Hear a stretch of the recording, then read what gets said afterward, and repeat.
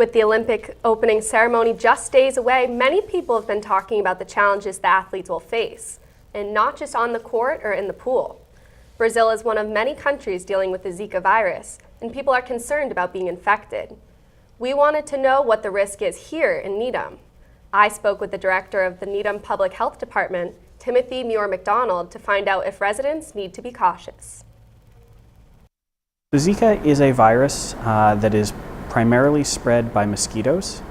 It can also be spread through bodily fluids, including unprotected sex, and even, and this is the area where it's most serious, from a pregnant woman to her fetus.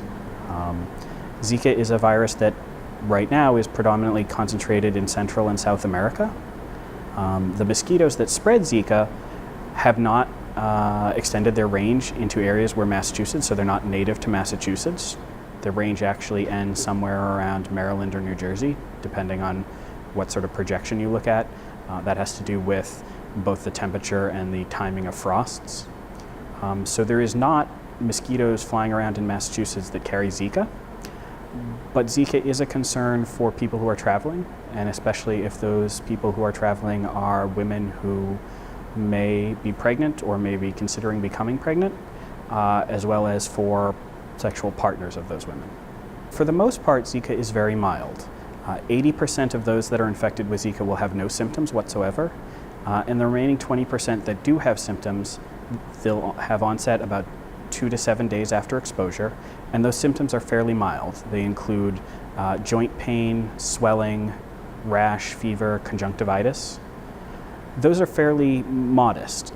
The challenge arises in that there are some serious links to birth defects. So in pregnant women who become infected with Zika, either by traveling to an area where mosquitoes are infected with Zika, or by having sex with a male partner who, unprotected sex with a male partner who has traveled to an area with Zika, the Zika can have significant developmental effects on the unborn child, the fetus, predominantly in the area of head and brain development.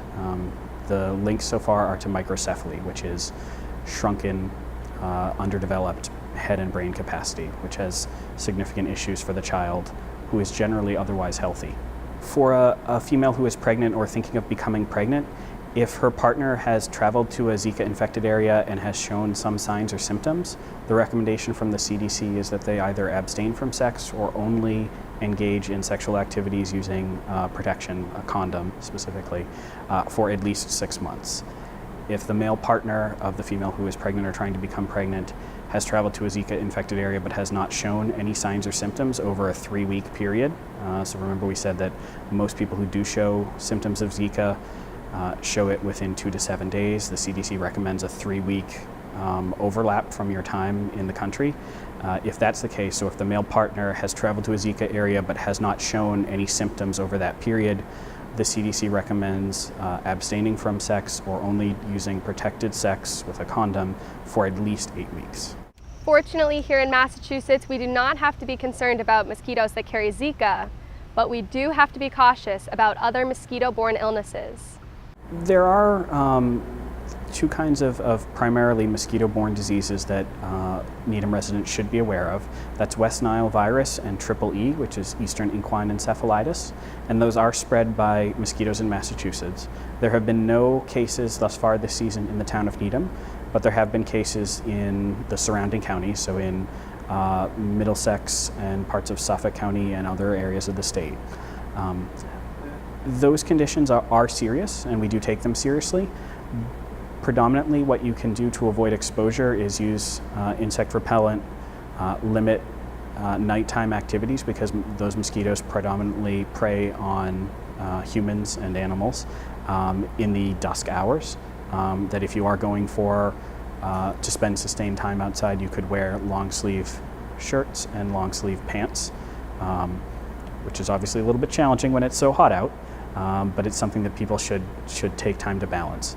For more information, contact the Needham Public Health Department or visit the CDC's website. For the Needham Channel News, I'm Meredith Sloan.